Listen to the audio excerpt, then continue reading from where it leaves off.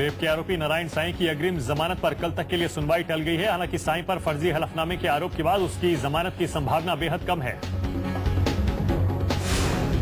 Rape का आरोपी नारायण साईं गिरफ्तारी के डर से हुलिया बदलकर ठिकाने बदल रहा है। कल एमपी के सिवनी में देखा गया था नारायण साईं। आसाराम के रसोइये अखिल और उसकी पत्नी धारा 164 के तहत बयान दर्ज कराने के लिए राजी हो गए हैं। रसोइये के बयान से आसाराम की मुश्किलें और बढ़ सकती हैं।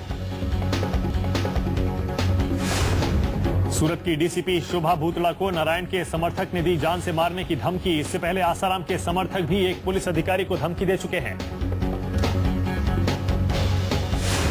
रेप केस में फंसे आसाराम एंड फैमिली को सुप्रीम कोर्ट से झटका। मीडिया कवरेज पर नहीं लगेगी रोक। मीडिया को सावधानी से रिपोर्टिंग की सलाह।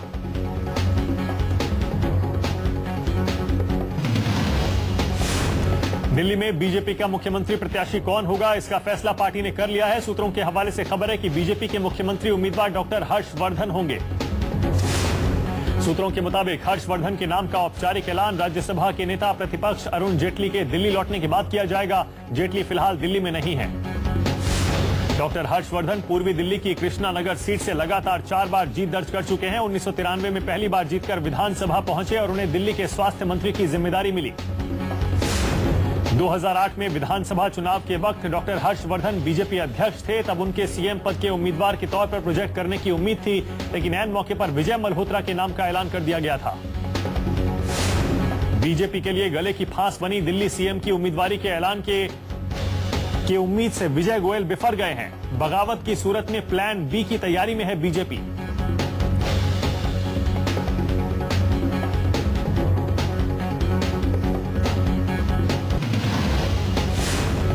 डोंडिया खेड़ा में 1000 टन सोने की खुदाई को लेकर दायर एक याचिका की सुनवाई करते हुए सुप्रीम कोर्ट ने कहा कि वो इस मामले में हस्तक्षेप नहीं करेगा।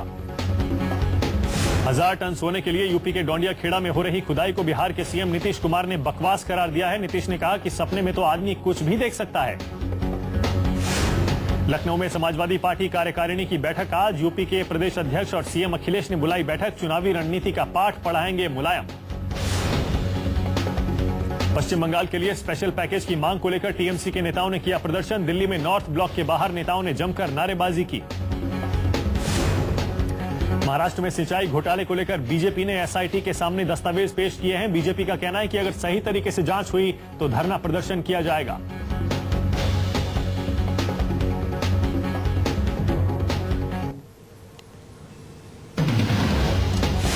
साधु की चिट्ठी से डरे नरेंद्र मोदी। विरोध के बाद पलटे मोदी ने कहा कि शोभन सरकार से लाखों लोगों की श्रद्धा जुड़ी हुई है। साधु की चिट्ठी के बाद मोदी ने बदला है सुर। मोदी ने शोभन सरकार की तारीफ में ट्वीट किया है। ट्वीट में लिखा है कि संत शोभन सरकार के प्रति कई वर्षों से लाखों लोगों की श्रद्धा जुड़ी हुई है। मैं उनकी तपस्या और त्याग को प्रणाम करता हूं। मोदी ने अपने ट्वीट में भारत सरकार से विदेशी बैंकों में जमा काले धन को लेकर एक श्वेत पत्र जारी करने की मांग की है। मोदी ने पहले सोने के लिए जारी खुदाई का मजाक उड़ाया था। ख्वाबों के खजाने की खुदाई का चौथा दिन आज। तीसरे दिन की खुदाई के बाद भी नहीं मिला महाखजाने का संकेत। आलोचनाओं से घिरे केंद्रीय मंत्री महंत चरण दास ने मीडिया पर खींच उतारी है। केंद्र सरकार ने शोभन महाराज के सबूतों और एएसआई की पुष्टि के बाद ही राजधानी दिल्ली से 420 किलोमीटर दूर उन्नाव जिले के गांव डोंडिया खेड़ा में खुदाई करने के प्रस्ताव को मंजूरी दी थी।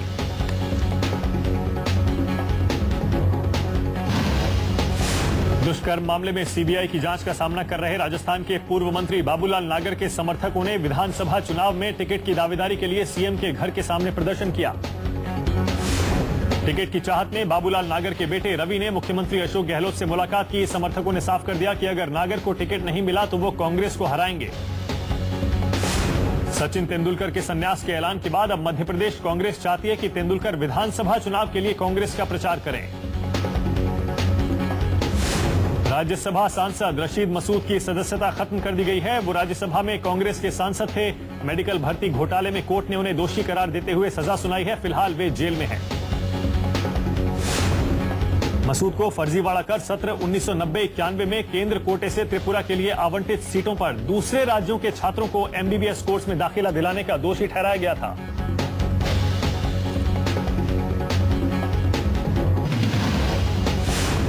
छत्तीसगढ़ में बीजेपी ने 67 उम्मीदवारों के नाम का ऐलान कर दिया है। 9 मौजूदा विधायकों के पत्ते कट गए हैं। टिकट पाने में नाकाम नेताओं ने रायपुर के बीजेपी ऑफिस में जमकर बवाल काटा। झारखंड में शिबू सोरेन के बेटे हेमंत सोरेन की सरकार को 100 दिन पूरे हो गए, लेकिन 100 दिन पूरे होने के मौके पर सीएम हेमंत सोरेन ने अपनी ही सरकार की पोल खोलकर रख दी है। हेमंत सोरेन ने कहा कि राज्य के सरकारी विभागों में भ्रष्टाचार का जो हाल है उसमें कोई भी सरकारी काम बिना घूस दिए नहीं होता, चाहे जमीन की रजिस्ट्री कराने जाए या फिर टैक्स जमा कराने जाए। सीएम सोरेन के इस बयान पर बीजेपी नेता और राज्य के पूर्व मुख्यमंत्री अर्जुन मुंडा ने कहा कि अगर सीएम खुद भ्रष्टाचार की बात मान रहे हैं तो आरोपी अफसरों के खिलाफ कार्रवाई क्यों नहीं की जाती। बीजेपी नेता गोपीनाथ मुंडे की अर्जी पर सुनवाई 24 तारीख तक टल गई है। मुंडे ने एमसीए में प्रेसिडेंट पद के लिए नामांकन किया था, लेकिन उनके नामांकन को एमसीए ने रद्द कर दिया था।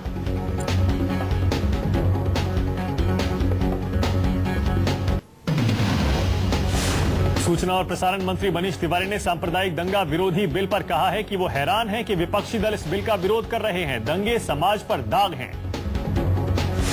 दंगा विरोधी बिल पर बीजेपी का कहना है कि कांग्रेस चुनाव को सांप्रदायिक रंग देना चाहती है। आतंकवादी देश में घुस आते हैं और हमला कर आराम से चलते बनते हैं। सरकार कुछ नहीं कर पाती। जनता दल यूनाइटेड ने दंगा विरोधी बिल का समर्थन किया है। जेडीयू अध्यक्ष शरद यादव ने कहा कि मुजफ्फरनगर जैसे दंगे को रोकने के लिए दंगा विरोधी बिल लाया जाना जरूरी है। ये बिल तो आना चाहिए और कोई भी कानून जब आता है तो परिस्थितियां पैदा हो जाती हैं।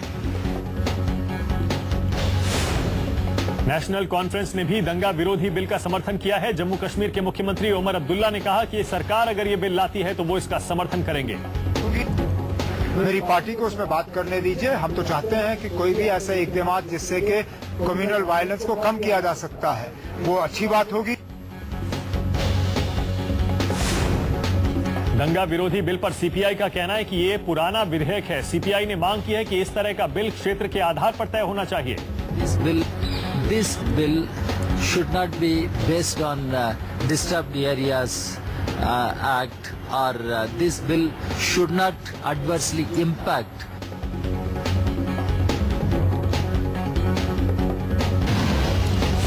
मॉस्को में पीएम मनमोहन सिंह और रूसी राष्ट्रपति पुतिन की मुलाकात होने वाली है। इन दोनों नेताओं के बीच परमाणु रिएक्टर पर चर्चा होने की उम्मीद है। 5 दिन के दौरे पर हैं प्रधानमंत्री। रूस के बाद पीएम चीन के दौरे पर जाएंगे। रूस और चीन की इस यात्रा में कई अहम समझौते हो सकते हैं। इस दौरे में आपसी व्यापार और ऊर्जा का मुद्दा छाया रहेगा। प्रधानमंत्री 22 अक्टूबर तक रूस में रहेंगे।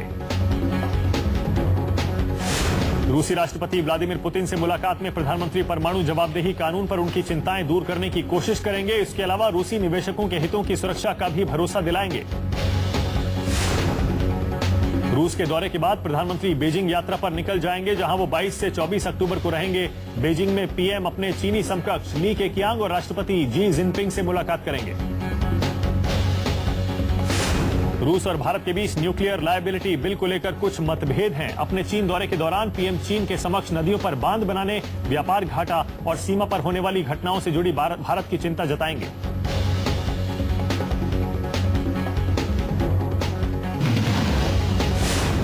अपनी नापाक हरकतों से बाज नहीं आ रहा पाकिस्तान। पाक ने एक बार फिर किया सीज फायर का उल्लंघन। अखनूर सेक्टर में हुई गोलाबारी में सेना का एक जवान घायल। जम्मू के काना चेक में भी पाकिस्तान ने भारी गोलाबारी की है। सेना के मुताबिक पाक रेंजर्स ने अखनूर और आरएसपुरा सेक्टर की 4 भारतीय चौकियों को निशाना बनाया।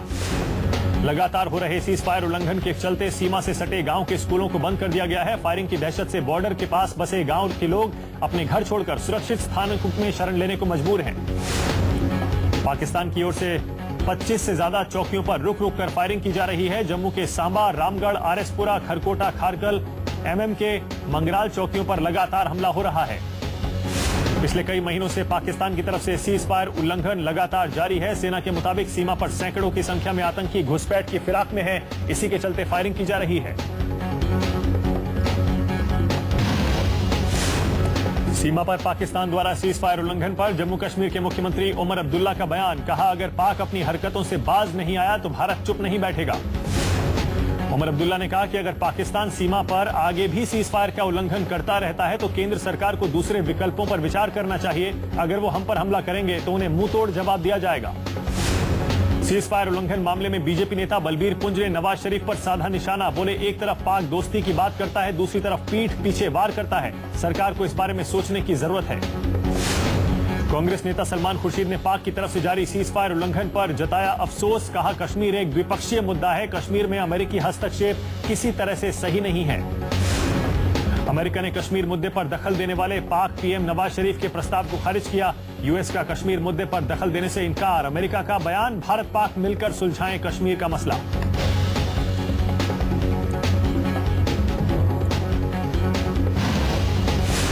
आरुषि हेमराज मर्डर केस में बचाव पक्ष की अंतरिम जिरह एक वकील की मौत की वजह से आज नहीं हो सकी। तलवार दंपत्ति को सीबीआई ठहरा चुकी है गुनहगार। अब ये सुनवाई 22 अक्टूबर को होगी। मुंबई के बांद्रा इलाके में भीषण आग से हड़कंप। आग की लपटों में घिरी सिल्वर पर्ल बिल्डिंग। खेड़वाड़ी इलाके में खड़ी कार में लगी आग, फायर ब्रिगेड ने पाया काबू। मुंबई के बोरीवली इलाके में प्यार में नाकाम प्रेमी ने लड़की को पिलाया एसिड। जख्मी हालत में अस्पताल में भर्ती कराई गई पीड़ित। पुलिस की गिरफ्त में आरोपी।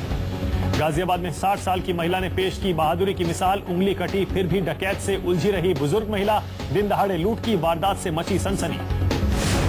पंजाब के नाभा पुलिस थाने में धमाके में 5 पुलिसकर्मी जख्मी हो गए। धमाके की वजह का अभी तक पता नहीं चला। जख्मी पुलिसकर्मियों को अस्पताल में भर्ती कराया गया।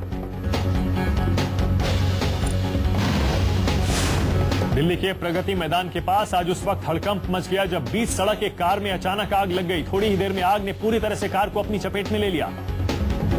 आग लगने की वजह का अभी तक पता नहीं चल पाया है, लेकिन अच्छी बात यह है कि आग लगने से किसी को कोई नुकसान नहीं हुआ। सूचना पाकर पहुंची दमकल की गाड़ियों ने आग पर काबू पा लिया। यूपी के बरेली में बदमाशों ने 1 केजी क्लास में पढ़ने वाले मासूम का अपहरण कर लिया। मासूम स्कूल से घर लौट रहा था, तभी अज्ञात बदमाशों ने मासूम को किडनैप कर लिया। उधमपुर में पैरा मेडिकल छात्राओं का उमर सरकार पर फूटा गुस्सा। पैरा मेडिकल के परीक्षा सेंटर को बदले जाने से नाराज छात्रों ने उमर सरकार के खिलाफ जमकर नारेबाजी की। सरकार ने परीक्षा सेंटर को उधमपुर से हटाकर जम्मू में बना दिया है। छात्राओं ने उधमपुर स्वास्थ्य विभाग पर सेंटर बदलने का आरोप लगाते हुए सेंटर को वापस उधमपुर में करने की बात कही।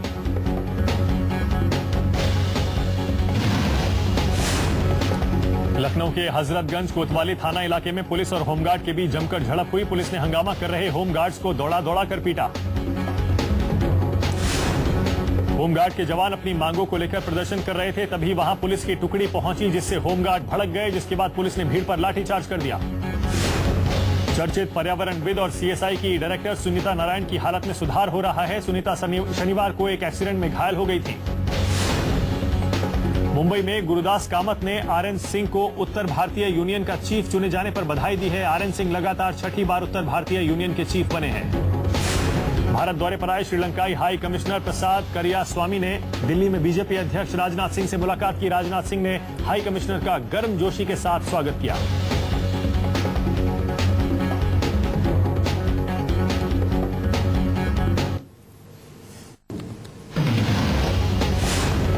प्याज की बढ़ती कीमतों ने एक बार फिर बिगाड़ा किचन का बजट। दिल्ली में 60 रुपए प्रति किलो तक पहुंचे प्याज के दाम। आम आदमी के लिए प्याज खरीदना सपने जैसा हुआ।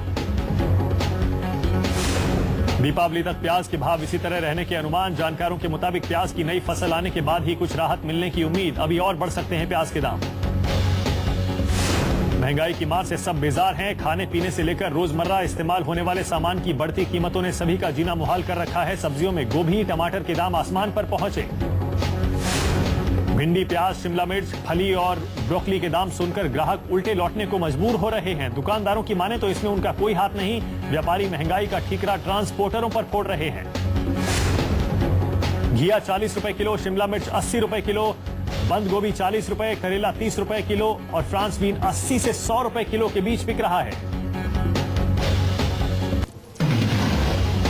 हफ्ते के पहले कारोबारी दिन हल्की बढ़त के साथ बंद हुआ शेयर बाजार। सेंसेक्स 11 अंकों की बढ़त के साथ 20,893 और निफ्टी 15 अंकों की बढ़त के साथ 6,204 पर बंद हुआ।